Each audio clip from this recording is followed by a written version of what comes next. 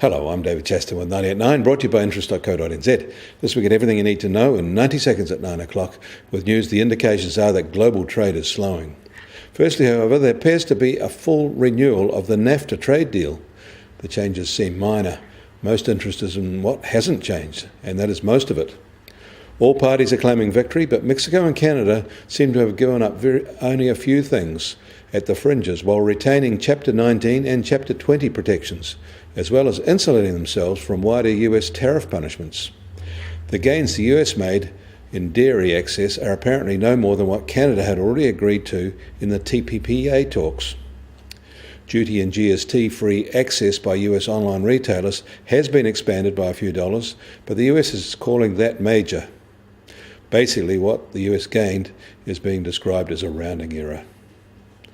The PMIs for the US in September remain strong, although are being pegged back a bit.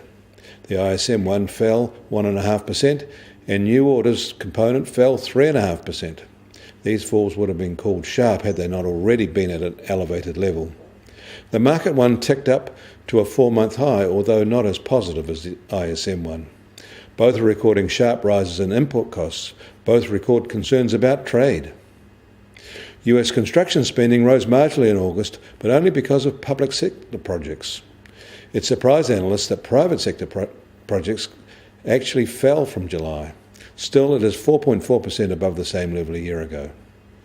Canada's PMIs were weak in September. The market one showed expansion dropped sharply, while the RBC one showed the same thing. In Mexico, PMIs expanded fast on rising new orders and especially new export sales. Global air freight demand rose 2.3% year-on-year in August, a rate of increase less than half what was a year ago. In the Asia-Pacific region, the rise was only 1.6%. Airlines are noting that trade inventories are rising, which caps freight demand. The IMF is warning of the risks of global trade drift by policymakers in the face of rising protectionism. The situation is much more positive for passenger travel, which is up 6.5% on the same basis. Asia-Pacific international traffic growth is up 7.5%, but the real stars are domestic travel growth in both India and China. In Australia, both the RBA and Treasury are separately warning their government about the consequences of adopting the likely Hayne Report recommendations. A credit crunch which tips the country into recession is one potential outcome. US Treasury 10-year yield is up 1 basis point to 3.08%. Their 2-10 curve is now just under 25 basis points. The Aussie government 10-year is at 2.68%, up 2 basis points, while the China government 10-year is at 3.66%. That's unchanged due to the holiday week there, while the New Zealand government 10-year is at 2.64%, also unchanged.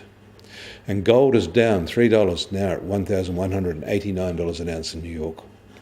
US oil prices, however, are up strongly today by more than $1 and are just over $75 a barrel.